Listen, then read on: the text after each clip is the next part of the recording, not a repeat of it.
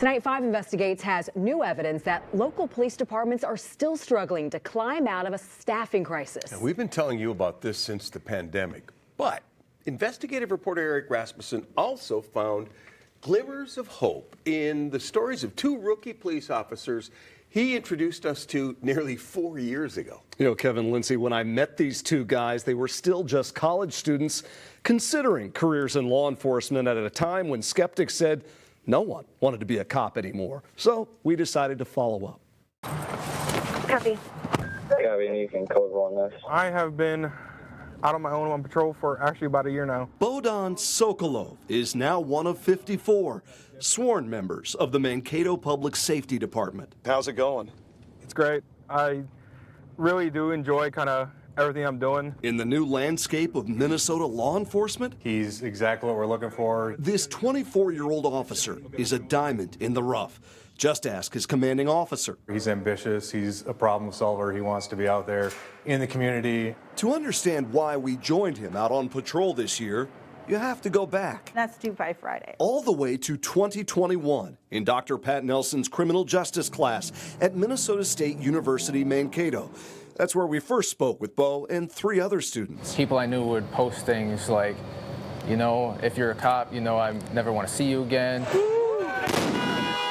Back then, becoming a cop was complicated. I did get a lot from family and friends that were saying like, hey, you sure you still want to go into this? Like, you know what you're getting yourself into?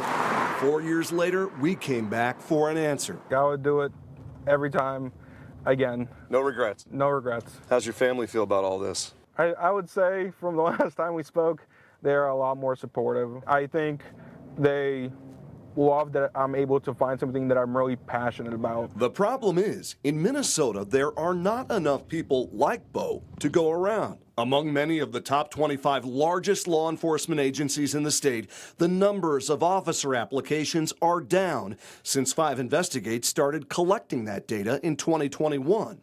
Minneapolis police did have a recent surge in applications, more than 500 last year. Today is evidence that we have turned a corner in Minneapolis. But even as Chief Brian O'Hara declared a comeback last month, his department was still operating at just 79% of its authorized strength.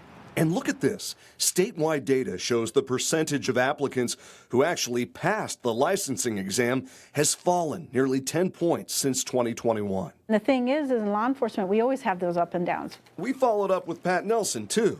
She's the chair of the Criminal Justice Department at Mankato State and spent 17 years as an officer and a sergeant at MPD. Much like police departments, her school and others are struggling to get enough people in the door. Recruiting to get them into the academics, recruiting to get them into the agencies. We don't have as big a pool as we've had before, but the ones we have in that pool are going into it, and they're passionate about it. In fact, one of Bo's classmates, who also spoke with us 4 years ago, didn't give up either. How many jobs have you applied for since I spoke to you back in 21? I don't know. I'd say about 20, I'd say. Last summer, he became Deputy Jacob Glukowski with the Nicollet County Sheriff's Office. I have a deep appreciation for everyone that goes in this career field because it's not easy. You know, it might be a cheesy thing, but somebody's got to step up to the plate, right? Somebody has to do it. If we come back in another 5 years, another 10 years, you think you're still going to be doing this? I'll be here. I think I will be here. And if Bo's story wasn't already cool enough, he was born in Ukraine, and he tells me he still has family members there working to keep shelters open while that country remains at war with Russia. He tells me working as a police officer here in Minnesota is his own way of trying to serve this community. It's in his blood. Service runs in the family. We're so glad you followed up. It's good to get that update. Thank you, Eric.